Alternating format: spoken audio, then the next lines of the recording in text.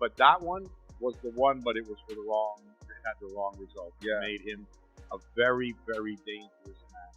And you could see how intent he was on wanting to go out there. Even when he was throwing it early in the fight, when he was throwing counter punches, I've never seen him throw with that kind of, like Mike Tyson say, bad intention. Any kind of success or any kind of result, especially after that performance. Usyk's getting better and better. He just improves every time he fights. And now he's bigger and set 20 pound heavier tonight than what he was when he beat Usyk. In recent training footage, Oleksandr Usyk appears absolutely incredible, like no other fighter.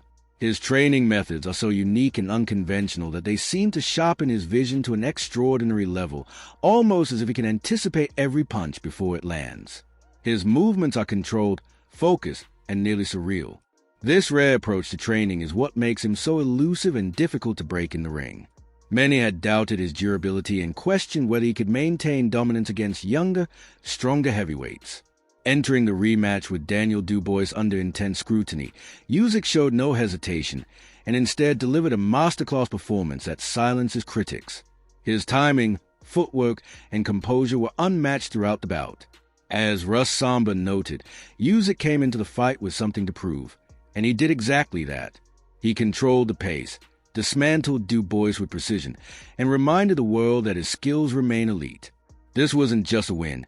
It was a powerful statement that Usyk is still at the top of the heavyweight division. I was surprised. Yeah. I was surprised because I had never seen him so intent on wanting to knock somebody out. It's the quickest knockout he scored, I think, in his professional career. Yeah, even at cruiserweight. Yeah, I'd have to look to be sure, but it's the quickest knockout he scored. He was a man on a mission. Yeah. He was really personally hurt and offended by the remarks made by Team Dubois, by George Fox, Don Carlson's son, by Don himself. I think the straw that broke the camel's back was questioning Usyk's fate. Yeah. Now you could question a lot. You could question his skills, question boxing, or whatever you want. Questioning his fate, bro. Yeah. That was something that really hit a chord, and you don't often. Tyson Fury couldn't get to he tried every head game in the book. But that one was the one, but it was for the wrong. It had the wrong result. Yeah. It made him a very, very dangerous man, and you could see how intent he was on wanting to go out there. And even when he was throwing it early in the fight, when he was throwing counter punches, I've never seen him throw with that kind of, like Mike Tyson say, bad intentions. Yeah, bad intentions. Yeah. He was throwing with that. Usyk's greatness extends far beyond the boxing ring. At the peak of his career, he made the courageous decision to serve his country when war broke out in Ukraine, choosing duty over personal safety. While many might have sought refuge, Usyk embraced the responsibility of standing up for his homeland, a sacrifice that earned him immense respect in Ukraine and demonstrated that he carries not just the pride of a champion, but also the heart of a true patriot.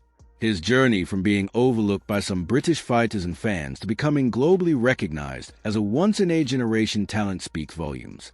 Usyk never demanded respect. He earned it through his fists, his discipline, and his unwavering courage.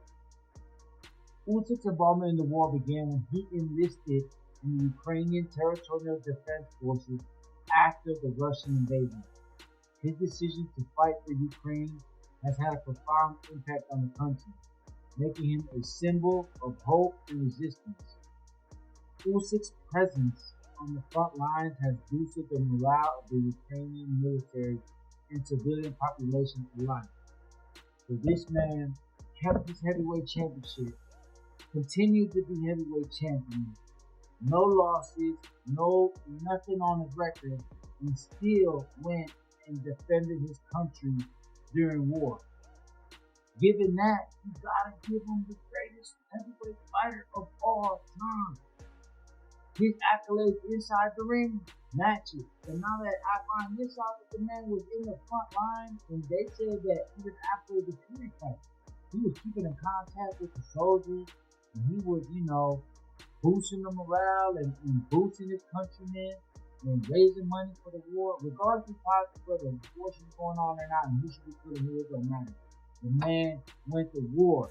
Carl Froch has openly acknowledged Usyk's steady rise in dominance, observing that with each fight, he becomes more refined, physically stronger, and tactically sharper. Froch pointed out that Joseph Parker would not pose a significant threat, especially given his past losses and vulnerabilities, which pale in comparison to the challenge Usyk represents. He even suggested that Usyk might consider retirement soon, having already conquered multiple weight divisions, defended his titles, and solidified his status as the best of his era. Facing someone like Moses, Froch argued, would add nothing meaningful to his already remarkable legacy. His perspective echoes a widely shared sentiment. Usyk has nothing left to prove. What it was on the beat. Fury, which I said earlier, he just looks like a big, solid heavyweight, big, solid, dangerous heavyweight. But I'd like to see him retire. He's 38 years old. Eventually, it's going to catch up from the age, and there's nothing left to do. He's made an absolute fortune, and he don't need it anymore. He's done it.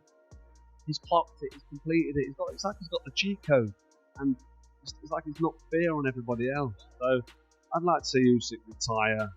Let me know in the comments who you'd like to see him fight next. Somebody like Moses Atonement, I just don't think it's going to be ready. I think if you're managing Moses, you need to take it down. You can't be chucking him in there. People say, yeah, chuck him in there with him, fight him, see how he goes. If he gets beat, he lost to Usyk. But it could destroy his soul. It could take away that young, promising prospect that Atonement is. He could have a good future, and to fight someone like Usyk now, he's got wiped out, he's got disheartened, could be the end of his career. So I just think Usyk now, really, nobody can say anything to Usyk if he retires now after that win. He's done everything he was to do. Fury twice, AJ twice, now the Dubois twice. There's nobody else left to do who's done it. Usyk should just hang on. He's been a fantastic addition to the heavyweight division since coming up from cruiserweight. It's been absolutely brilliant. What he did tonight against the Dubois was nothing short of just. He made it look easy, and I don't want to disrespect Daniel Dubois, but he just made it look easy. And he does make rounds look easy with whoever is in the, whether it's in the Tyson or whether it's in AJ. He makes it easy. Joseph Parker's name continues to surface as a potential next opponent for Usyk, but few consider it a genuine challenge, with most viewing it as a mismatch due to differences in style and experience.